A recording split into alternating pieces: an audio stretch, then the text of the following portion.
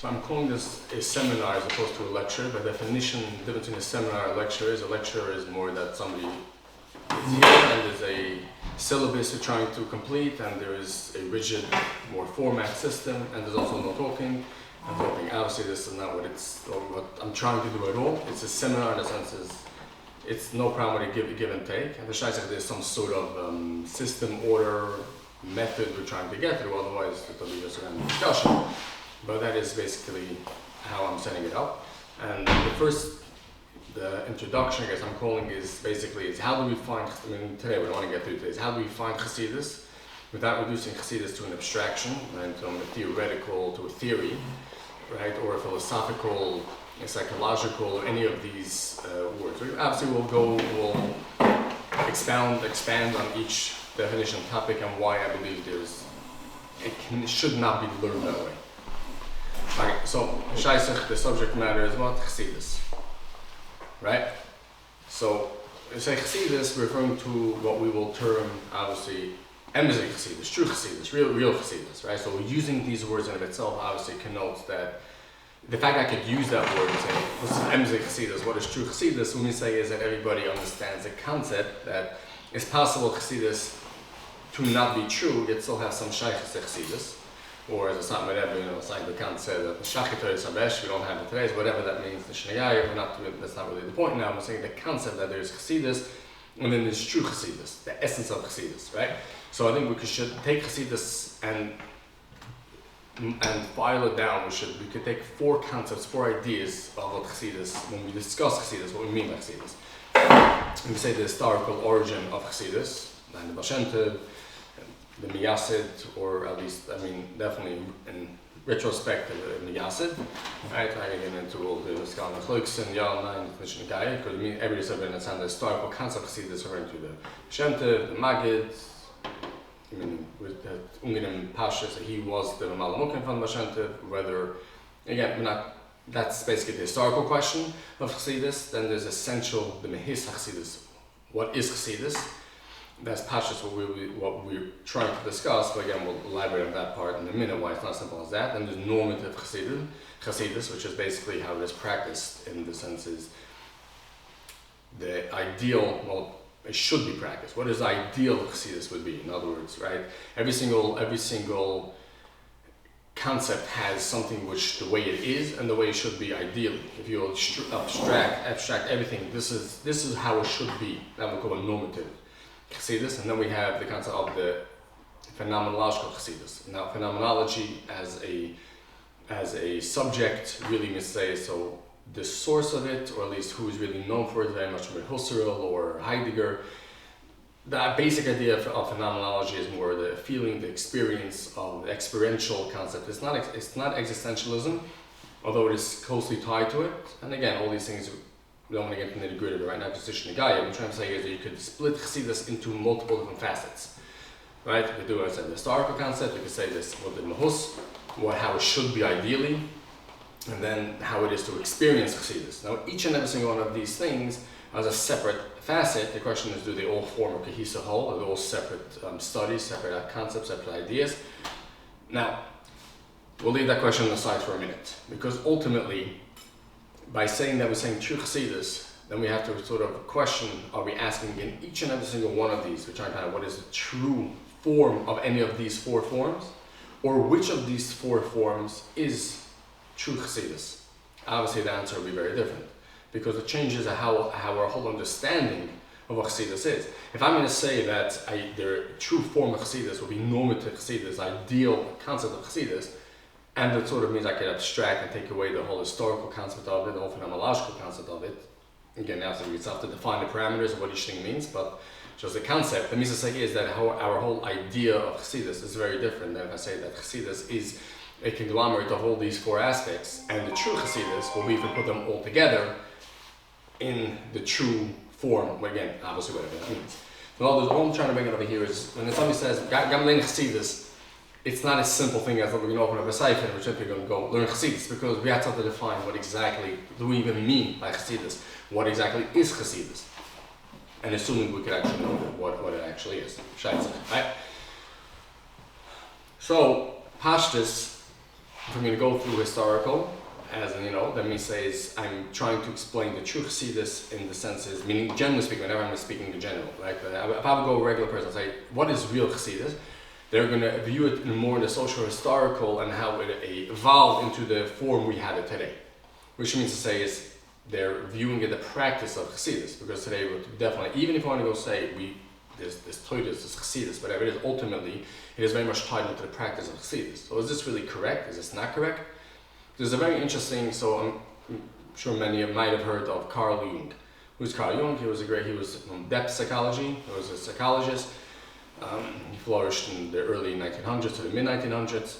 And in 1955, in an interview he gave, it was an interview, and he said something very interesting. He said, I think I have it put on the words, that basically what he said is that the great Maggid, referring to the Maggid Vasirich, the Mzitcha Maggid, right, the Mamaluk, he anticipated this whole psychology. That's how he said, that's how he. Now he had a student, and he actually learned from him also. It was like a Talmud Chover maybe. So Eric Neumann, one of the most famous books he wrote, The Great Mother, I believe. It's a very, very thick book. Princeton, still in print, Princeton, they print actually all of Jung's books. They printed that one also. He has many other books. The Great Mother is most well known. He actually wrote the book of The Roots of Jewish Consciousness. It was a manuscript. It was not found until it was printed first in 1995 or 1999. Episodes like 2 volumes. Rudelich printed originally. Now whatever it is. Either way, so he held that his understanding of psychology was anticipated by the Maggid. Interessant, because obviously Jung was not a Yid and he was not a Chassid. What you mean say is according to his understanding. So Mitzad Eichad, and also a big compliment, he's saying is that Jung is the archetypes of Jung, and the mean say is that our understanding of Chassidus, or better, our Chassidus, our tradition, our religion, it's like somebody saying we try to make Freud as, whether you hate him or not, we try to make sure that he was Taka Yid. Right? So I forgot who said it. When somebody said it, I forgot the name. Who basically said there were three people that changed the face of modern understanding. One was Einstein, who changed the whole thing of Euclidean geometry, Euclidean physics as time and space, and changed it to special, the theory of relativity, and changed the whole understanding that geometry is not necessarily flat. Right? He changed the whole mahapach. You had Freud, who changed the whole understanding of our psyche by the discovery. Believe it as such, other than conscious. And then you had Darwin, who changed our whole understanding of where we come from through evolution. 2 of them are Eden, and only 2 of them are right, and I'll leave you to find out who was the wrong one. It's cute. I mean, whether the point over here is that there's a certain pride we take when in the greater general public we get acknowledged for some of the things that are Yid, whether it's a Fermi or not a Fermi, ultimately what they discovered. However, it is very interesting if we actually don't accept it at face value. It's very interesting to say that you'll have a psychologist, basically like the whole Mahos of Chassidus, psychologist that he anticipated, and this is literally my whole thing lies in it. I think it's a good starting point to find out why I personally disagree with him, and I think he actually missed the whole point of Chassidus. Not to be very telling for the way I believe we should be going through Chassidus. Now, there is something called in philosophy called Meno's paradox. What is Meno's paradox? Meno is a Platonic. Plato wrote many dialogues. One of the dialogues is Meno. So it's one of his Socratic dialogues. Right, the main protagonist is Socrates, and basically is what did he do? He had this person. He had the slave. He called him slave Meno, and basically is. Not getting into all the details of the whole how he did it, but the point, the gist of it is trying to say over here is teach that something called the theory of recollection. That's a famous Platonic idea that knowledge is acquired through recollection. It's not so much we learn new things, we discover things we inherently knew from before we came down to this earth. We knew everything, lamalo, whatever it is. Either way, the paradox over here is, which he was dealing with, is he says that whenever I'm looking for something, whenever I'm looking for an answer, I'm not looking for an actual, I'm looking for an answer, so I have a problem, something I don't understand. Now, the fact that I'm looking for it, by definition means to say is I don't know what I'm looking for. Because if I know what I'm looking for, I don't need to look for it. But if I don't know what I'm looking for, is how can it be when I discover it, when I find it, say, oh, this is the answer, you didn't know it to begin with. So in other words, it's a paradox. If you know what you're looking for, you don't have to look. If you don't know what you're looking for, how do you know you discovered it? Eluma is a Plato, Mizan, the what? How do I know what I discover? How do I know? I don't so much as learn as I recollect. I discover things I already knew, and so that's why Socrates comes out as the midwife. He brought out to the four things you always had inside. And this is the famous, the Socratic method. We don't have to get too much about interest into it. That is his understanding of it. Aristotle said that you're starting off on the wrong foot. Basically, it's in posterior analytics, that no, that's not the theory of, that's not how we discover, how we learn. You're right that the point is good. The question is, he doesn't directly say I'm answering Plato's and Meno's paradox, but it seems obvious that that's what he's coming to explain, to answer. Basically says, you're right. When I'm trying to learn something, I need to obviously have some idea of what I am trying to figure out. Otherwise, it's impossible to look for something. If you have no idea, if you're trying to find a ghost, then there's no way of knowing anything. However, there's a difference between recognizing what I'm looking for and understanding what I'm looking for. The mushal he gives is an eclipse. What's an eclipse? Because either the sun or the moon, right? Basically is, before I start questioning actual knowledge, understanding, I do have to go the topic, what I'm trying to find, what I'm trying to understand. So an eclipse is simply, I will look around, he really says, he starts off on itself paradoxically. He says that before I want to know what something is, I have to know if it exists. That's basically his line, which also on the face of it doesn't make any sense. How can you know what something is? Before you know what something is, you have to know if it exists. I don't know what it is, I don't know it exists, right? So they said, we go further, an example of the eclipse is basically, this is what he's saying.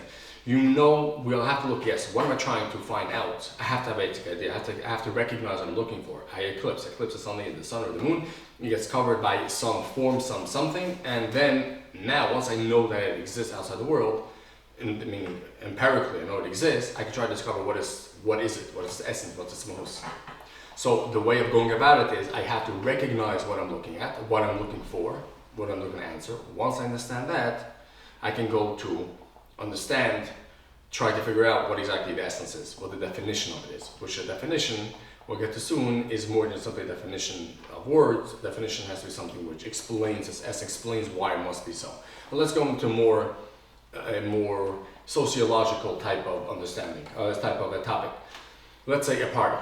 I want to know what a party is. What is the essence, what is the most of a party? If I don't have, for instance, if I don't have music, is it a party? If I don't have a certain amount of people, is it a party, right? So these are questions that ultimately will comprise what makes a party. However, before that, so in this Aristotelian framework of inquiry, I first have to ask, what is the party? And then ask, if a party exists, then I can ask what a party is. So in other words, I need to first find out what am I discussing. When I say a party, I understand what the essence of a party is. What do I even mean? So Pashas, what I mean to say is it's a gathering of people who, let's say, are in a happy atmosphere, a happy thing, right?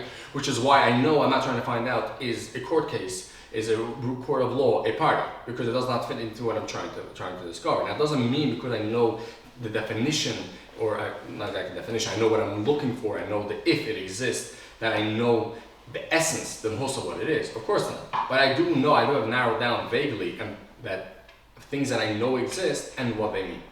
That is the method of inquiry, which makes a lot of sense, Pashas, right?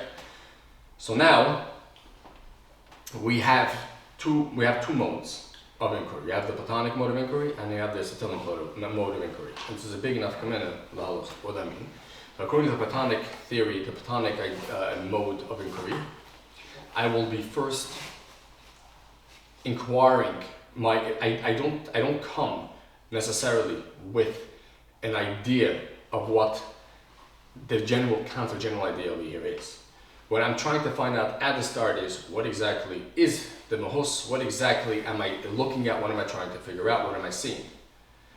And then I see externally if things fit into it. This is basically the famous theory of Plato, of the theory of the ideas. What is ideas? According to Plato, that basically is, there is the forms, right? The forms are basically things participate in the forms. What does that mean? You have the concept of the famous thing, you have a circle. Now a perfect circle does not exist in this world. A perfect square does not exist in the world.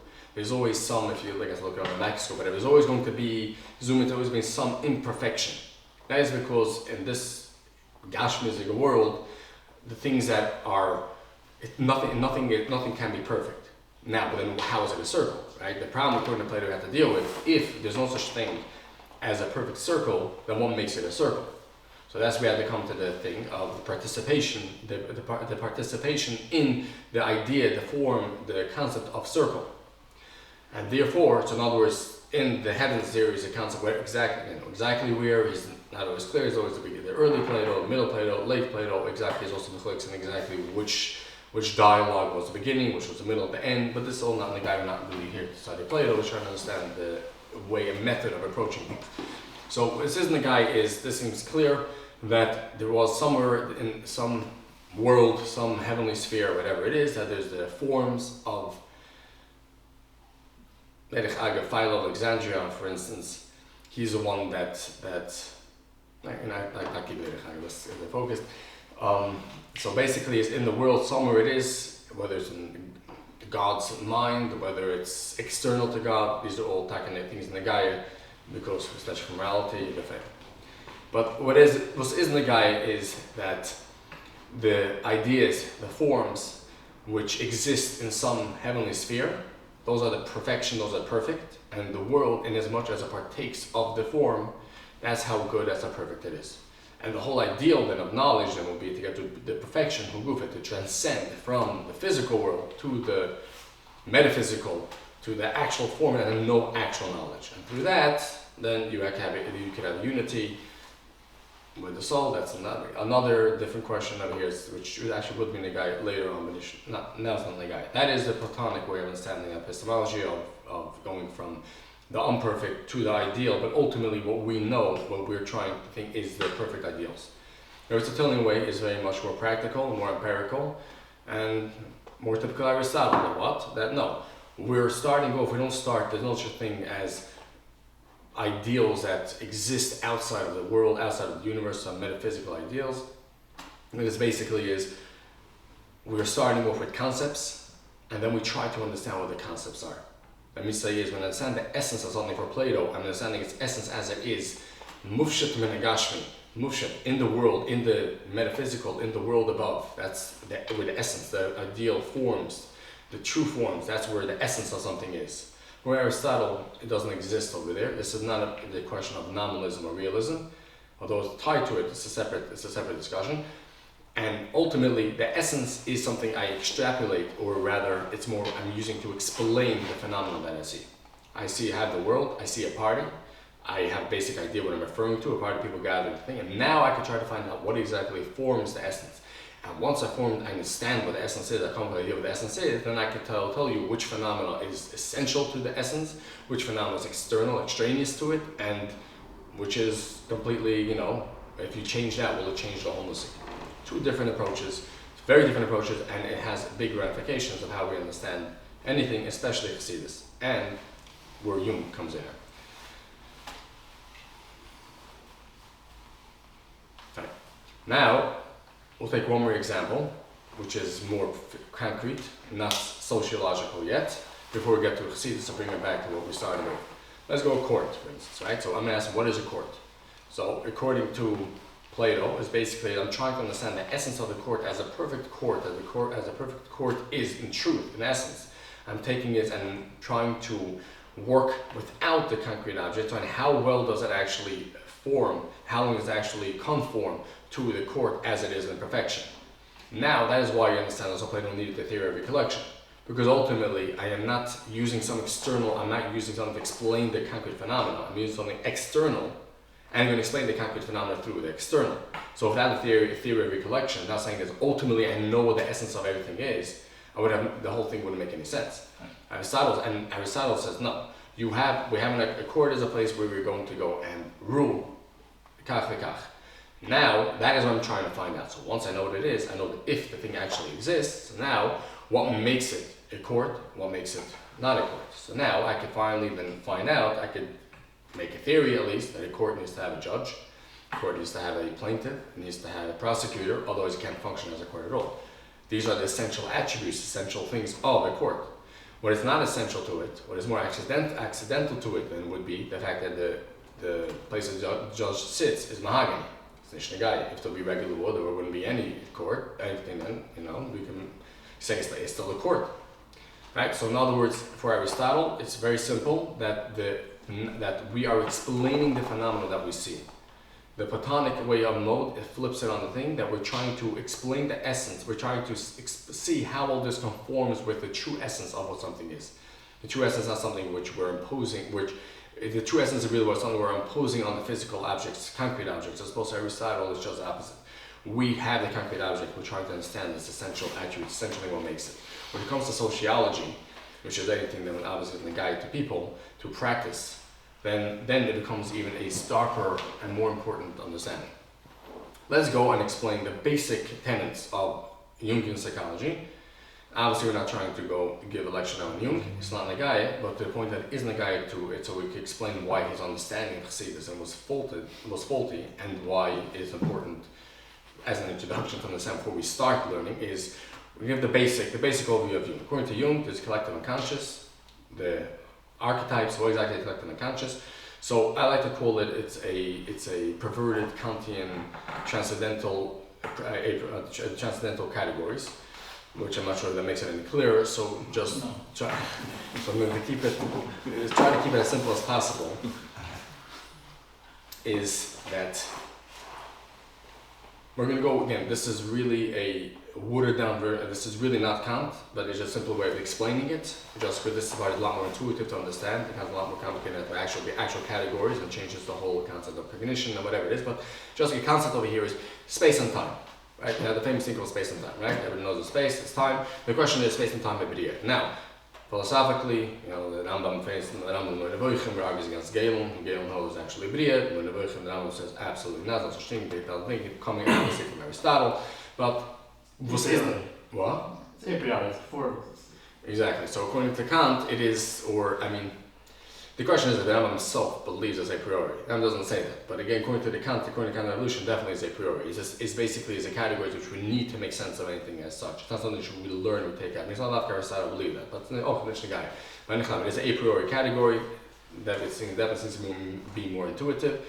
And this is, we're going to go with the Kant B version as opposed to the A version. Then we're going to get to the Heidegger issues. But either way, basically is, the question over here is, how do I know anything? How do I know categories? Now, this is not the question of what we're discussing now, the epistemology, how to know the essence of things. The question is more, this is more the nominalism, realism discussion. Basically, how do I take anything out? In other words, we have the famous 10 categories of Aristotle in the categories, right?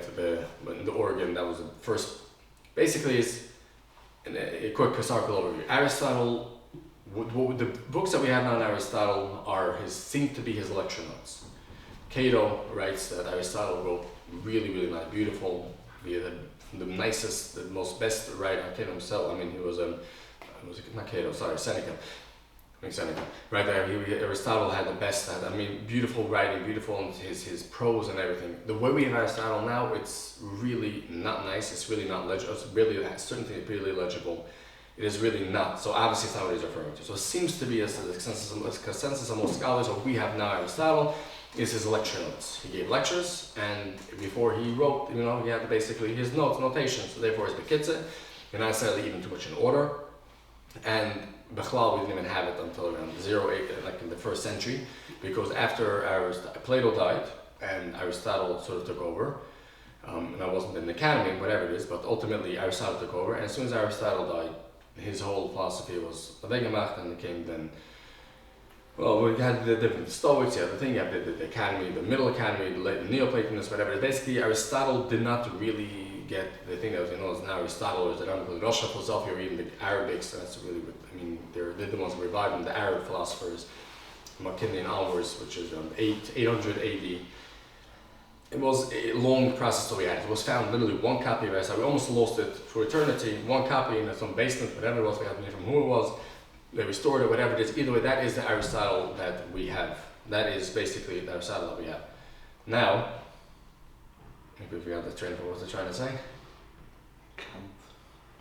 You said that space and time before. Space and time.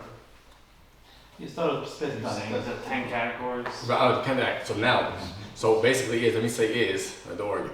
We don't really have a setup. Aristotle didn't write the books in a setup thing. We don't have anything set up. It was basically later, we took all the Ksubim and however they felt it should be taught, it was set up, which is why the Platonists, the Neoplatonists at least, from the 200, in the middle Platonists, but definitely from Neoplatonists, was basically is they set up whatever they held from the Gaia and other parts afterwards, metaphysics itself, right? The metaphysics, which came almost now for us. I think which is, more beyond spatial, temporal, especially metaphysics. Where does metaphysics come from? Metaphysics simply was because it was things which didn't fit into anything, they placed it in after physics. That's called metaphysics, snapshot, whatever. I mean, they generally do have a overarching theme, which is the reason why it doesn't fit into anything, but the word itself, meta means after physics. There is Aristotelian books on physics, either way. But so the logic, which Aristotle is the person that made it concrete and systematic, snapshot that no one before him had it, because we can't speak without logic, by definition. Right? The basic thing that the theory of non-contradiction, if you don't have theory of non-contradiction, which means to say is in a nutshell that what I mean, basically, when I'm saying this is a phone, and I don't mean something else, the theory of identity, or the three basic rules. Without logic, we can't speak. So every day I'm saying the concept of logic, but he formalized it, and he also gave the square of oppositions, which was in the Middle Ages.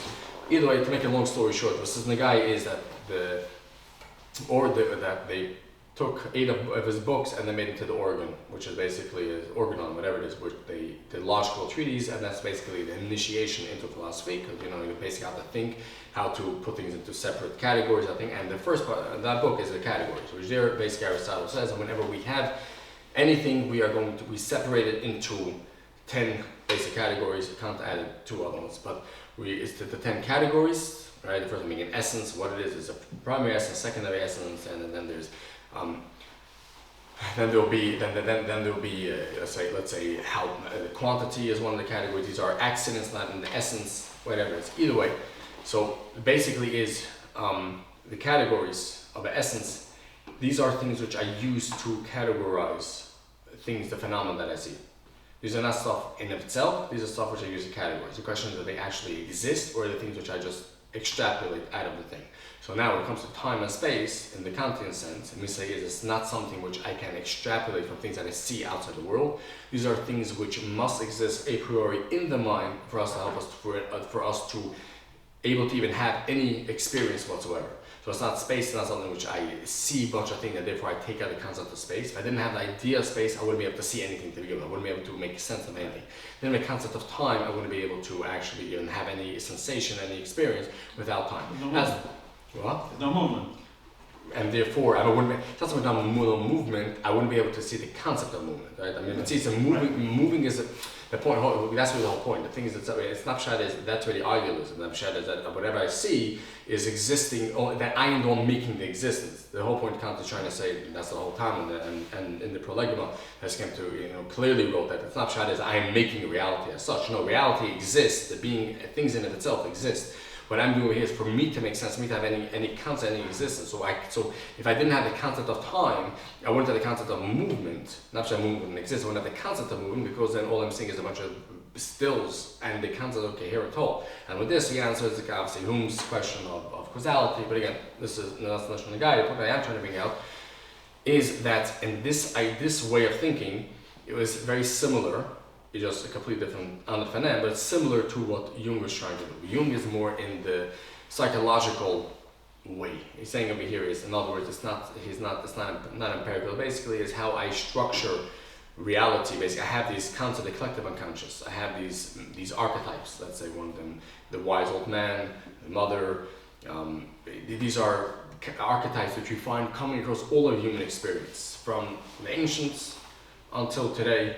That we have all our things are based on, if you go through it, you'll see that they all fall into categories, the basic things. And it's through these things which play out over everything, play out over all our experiences, we all have experiences. In other words, it allows me to it's basically comparative religion, right? So let's say every religion, we're already bringing it back to Hasidism now. So instead, the point that we're trying to bring out with this. Let's say the wise old man. right? So what is a wise old man? So according to Jung, every single aspect has a pushit, right? There'll be a teacher, benevolent teacher, a master, a philosopher, all these things are the wise old man who teaches, a guru, right? This is the positive.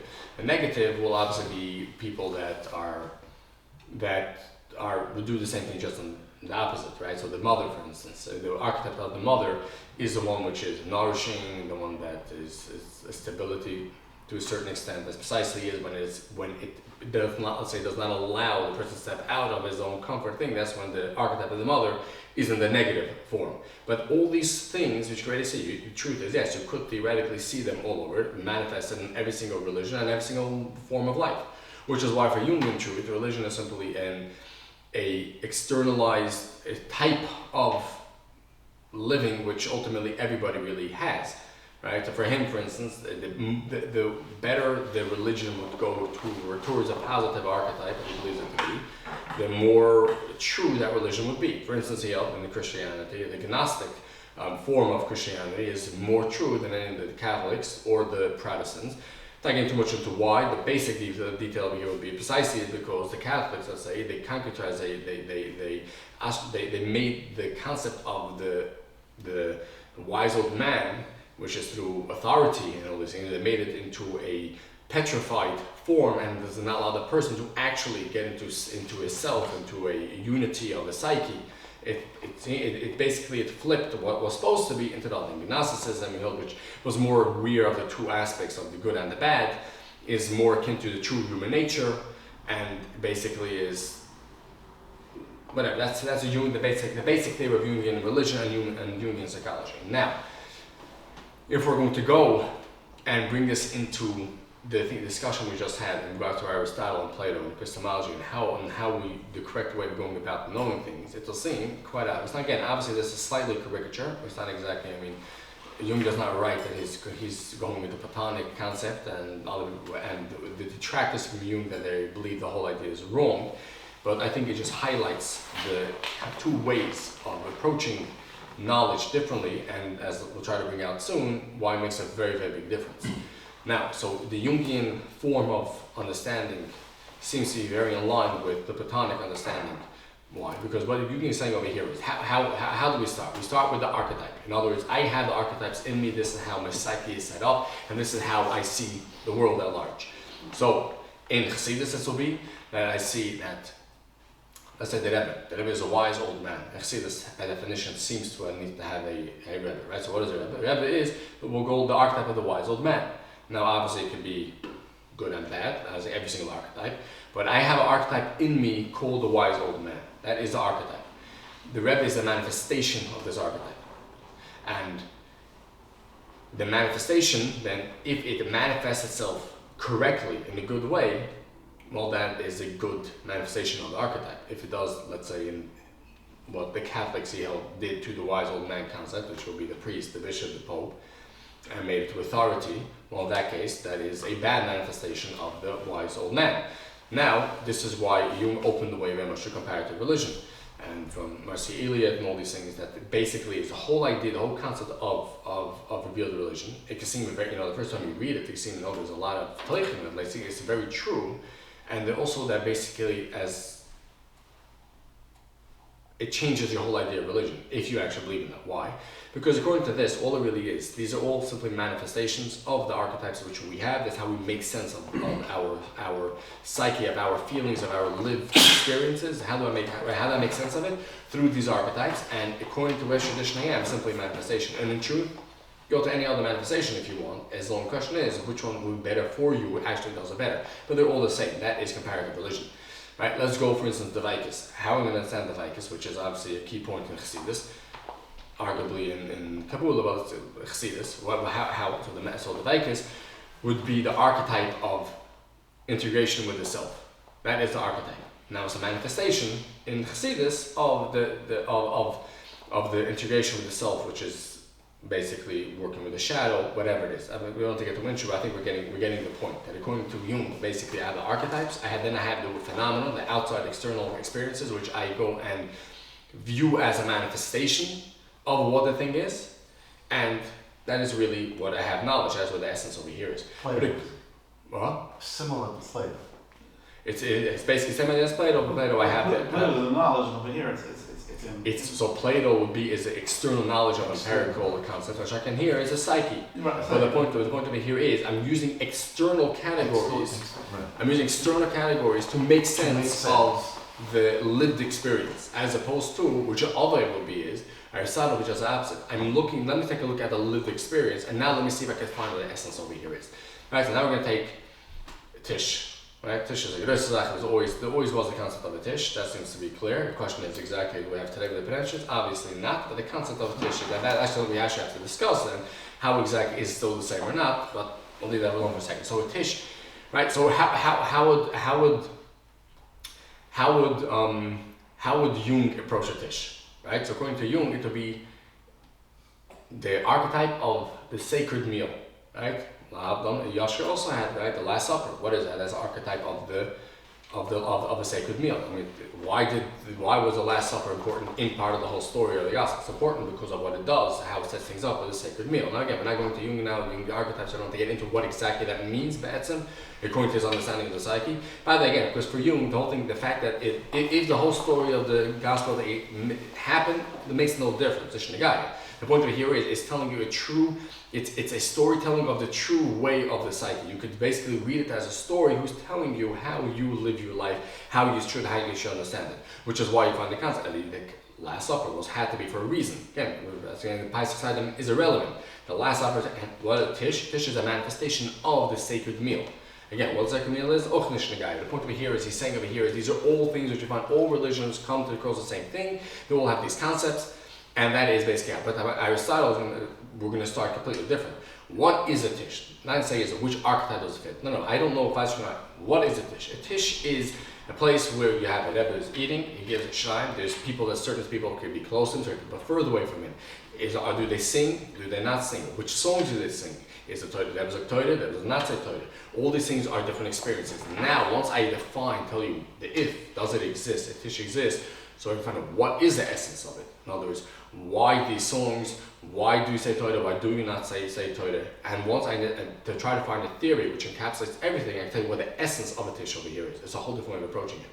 So basically, what Jung did is Jung said, my theory of the archetypes, my theory of religion, my theory of the human psyche, which is basically we have the same phenomenon which everybody, the whole human existence ultimately experiences, because we are shaped to understand our experiences certain ways according to the archetypes.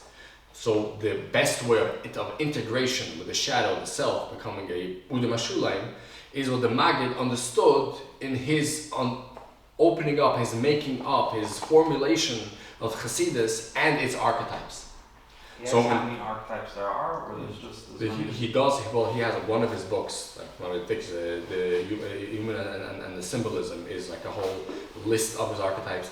So the collected works of Jung is 20 volumes in the black and the volume in the series. Then you have many seminars. And so he has certain books which he gives clearly, like literally a whole repertoire of archetypes.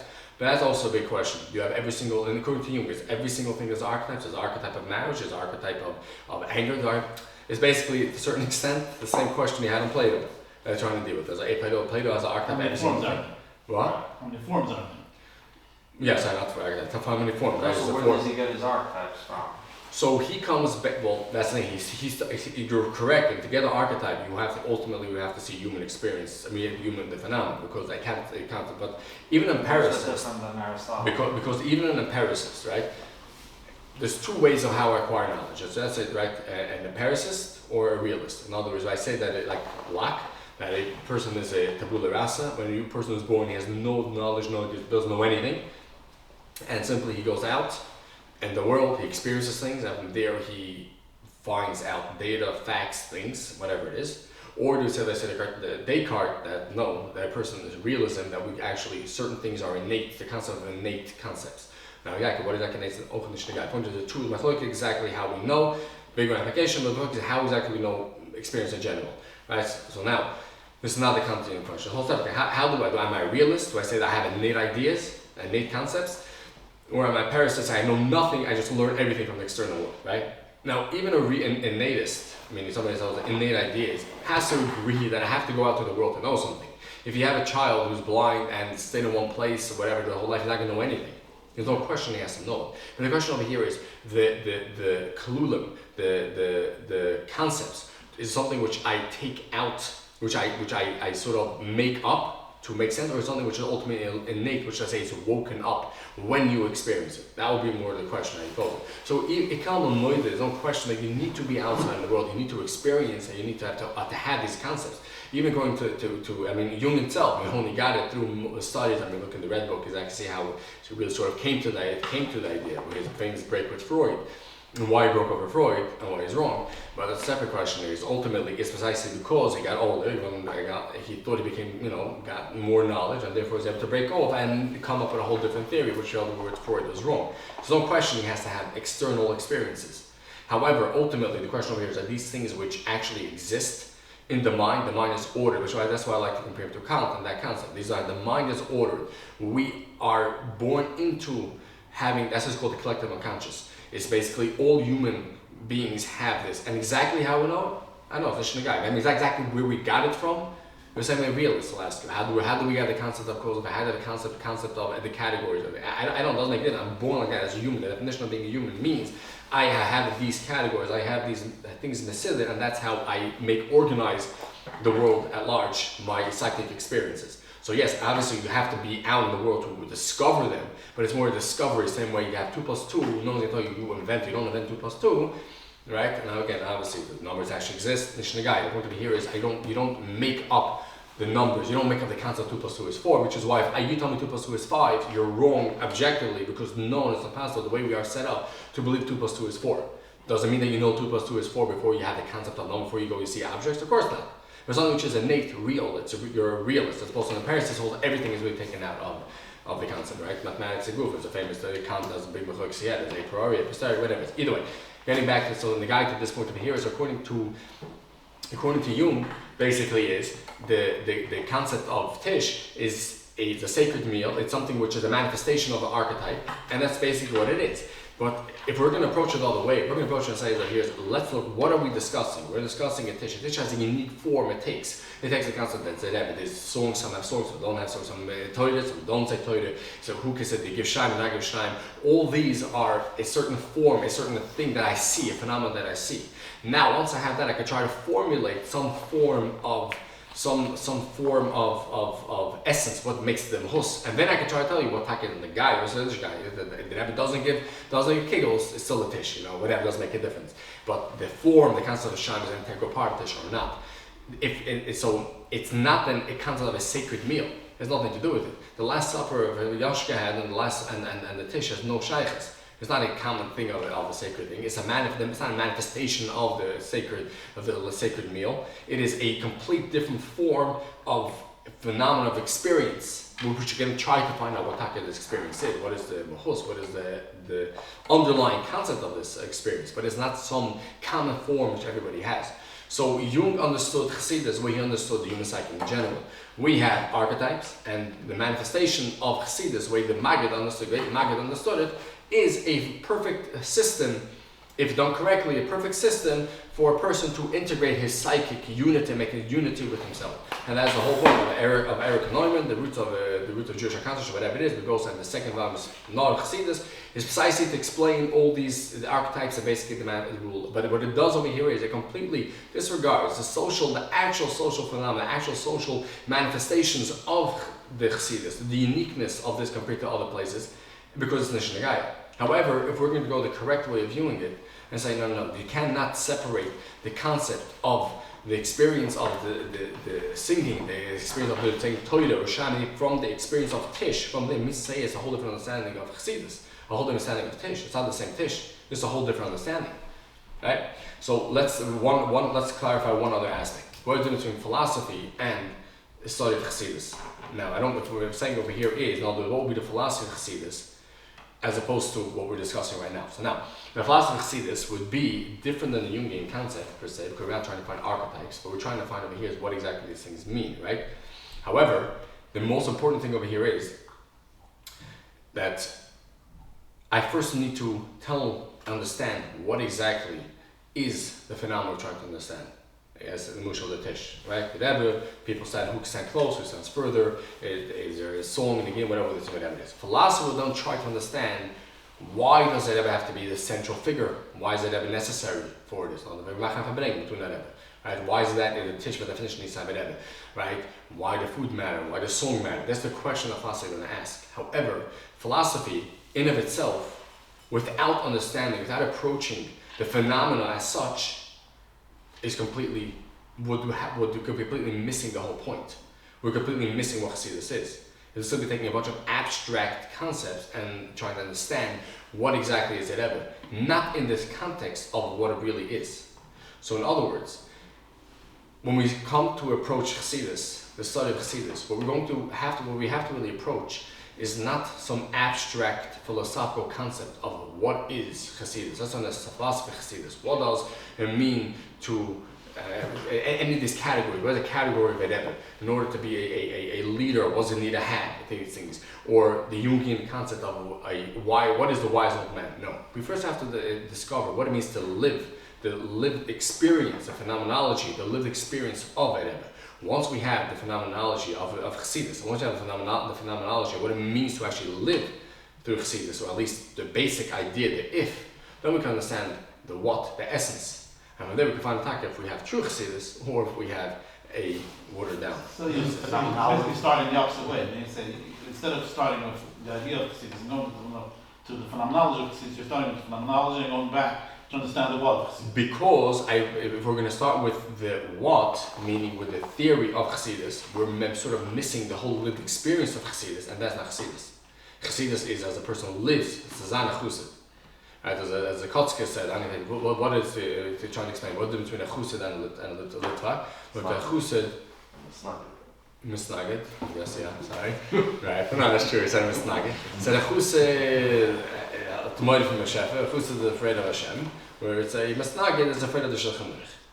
In other words, it's again exactly what it means. Obviously, there's a lot to discuss and unpack, but that concept they're trying to explain over here is that it's not a chused hole that symptoms are zoli and that like this, or a chused hole that divide. No. The lived experience of a chused is a completely different lived experience of a misnagid. And we cannot separate the lived experience of what it means to be a chused from the philosophy, the theology, the understanding of what Chassidus is. That's my point. Otherwise, you either get to a Jungian understanding of Chassidus, which simply waters down, makes a flat thing that basically is the essence of Chassidus is what every religion really is, religion in general, the comparative religion, or we get to a philosophical understanding which completely misunderstands what it really means to be a chused, to live as a chused. That is the point. That is what I'm trying to make out. Phenomenology is also a form of philosophy. Right. So it's not totally removed from the philosophy. It is. It is because that's precisely the point. In other words, the phenomenology of the lived experience.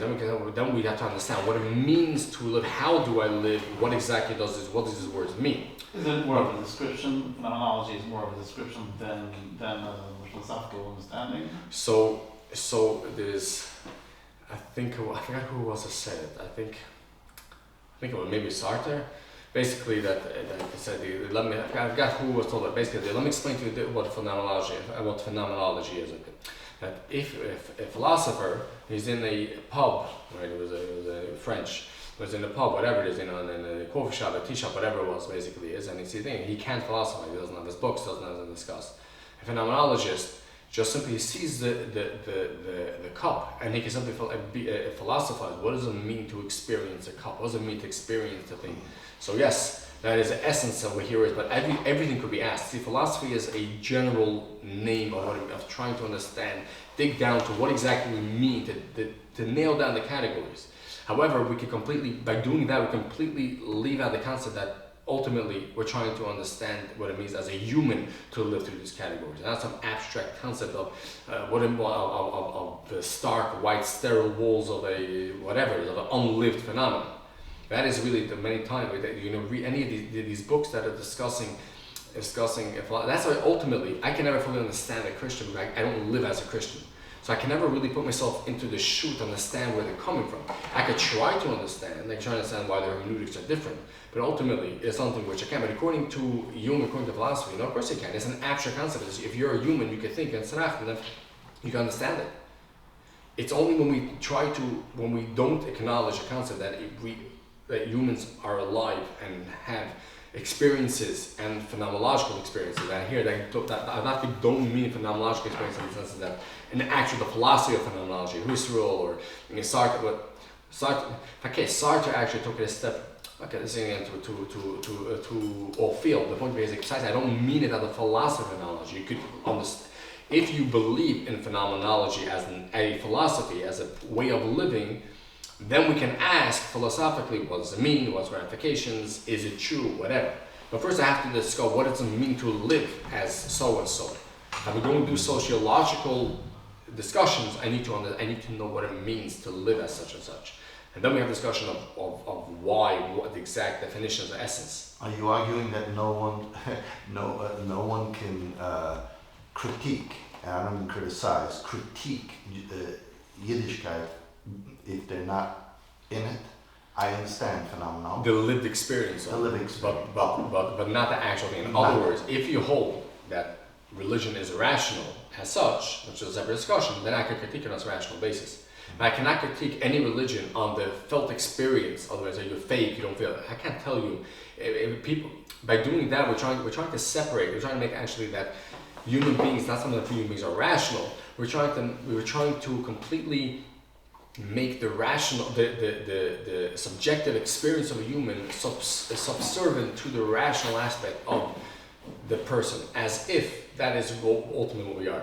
Which is why many people like the Moide, because they believe, again, I believe that they learned the Moide wrong, but it's a separate discussion, and they believe that the Moide is a cold, rational exposition of Judaism as such, and therefore I can simply learn it as a disinterested as opposed to a separated, I got the better word to figure out what it is on the thing, from the religion. Demarcated. Disassociated. Disassociated from the lived experience as such. But that itself, I think, falls into exactly what Is you the yad just the discussed. lived experience? Is that what you're saying? What? Is the yad the lived experience? That is a separate, I think after the next time to discuss exactly how is halacha a separate aspect of religion as such. But that's a separate discussion. But the point to be here is the point that by doing this, they're completely they're trying to completely separate the concept of religion as a lived religion as opposed to religion as a rational, logical religion. By doing that, and that's actually what I'm trying to argue over here, is that doing that you really do miss what religion ultimately is, or comes to do, or tries to do. And what should be done? But should is normative. For any experience. Should it goes into the first category, normative. There's normative, No. and I don't give normative pass. That's for any experience, if you approach it that way? That's For any experience? It's all well, about- for any lived experience. The difference over here is religion, even if it's not revealed religion, claims to be a system. If there's no system, there's no tenets, there's no actual aspect of passion, it's not religion. That's obviously a very good question, what exactly is religion? Religion is one of the most difficult things to pin down. Like Gnosticism, what exactly is a religion? Does religion need to have a text? Does religion need to have adherence? Does religion need to have a God? Does religion believe in anything? So we're saying that a pantheist is not a religion. So we're saying was Spinoza a religious? Meaning well, he was part of a tribe, but he wasn't. I don't know if he was It's interesting actually. religious No, or as we understand. He was never really antagonistic to Judaism. He did not believe himself to be he didn't feel that Judaism as such was the Mishnah guy anymore. It was only one tribal thing as that. Are you saying a general rule, or are you saying only Chassidus? Because Chassidus needs to be lived, but with other things that technically maybe don't need to be, it's not like that? Or are you saying a basic rule everywhere? I think any sociological thing is lived by definition. Once it involves a human experience, the definition has to be lived. And in philosophy, and if you're going to take philosophy to try to Does that mean that's what it's about? I mean, when they're deciding religion or whatever religion is it about the experience? No, what I'm saying is, I think that what I'm saying is that in order to understand the normativity of the thing, you have to understand first the lived experience, and then you can go back to understand what No. Well, But some religion, I don't know if our religion needs them to experience. I mean, it depends what they decide that a religion is. Right. So let's separate these two aspects of it. So I think you're asking really asking two questions in the one. In other words, you're really asking is, am I defining religion as it has to be what we would call a religious experience? And if I'm defining that, then why is that like have religion to me? You're correct. I'm talking about any lived religion, any of the religions which claim. As I said, you have to actually define religion. If you want to define religion as simply something which can be completely logical, as opposed to like, not the Pythagoreans, obviously, because they seem to have some form of lived experience. We're saying numbers, as in like I have a religion of numbers, and there's absolutely no rituals, no anything. Well, the question is that even religion? So I think the question over here is we have to then define religion, which is really impossible to totally define. But in the way I'm using religion now, I mean religion which has a rituals, religion which has a lived human experience aspect of it. Which is why the way most people like to learn the Rambam is precisely as a religion which is stripped of its all ritual normative. By the time I make the whole mitzvahs is simply a way to Aristotelian normative ethics and those things, and we'll strip everything away, and then I also feel good about myself that I don't have to worry about Judaism in a secular world, because it's true, I don't really care about all these what they call not speculative things that people Superstition. so any superstitious things, because the Rambam himself that's not what religion over here is. So yes, I think that's to a certain extent that people try to learn the Rambam that way. We're not going to the Moed now, so it's a Shnegai, but that's sort of what they're trying to do by sterilizing it, and therefore we can make it simply philosophical. My argument over here is that takes away the whole concept that ultimately, when we call it religious experience, by definition is a lived experience, a lived thing.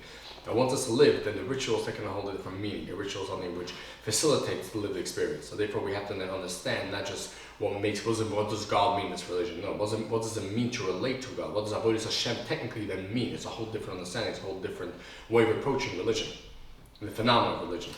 The way I'm referring to religion, not just religion as simply as a basic tenet, because you can call science religion too, right? Well, have fun explaining the Snagid's lived experience. They actually do.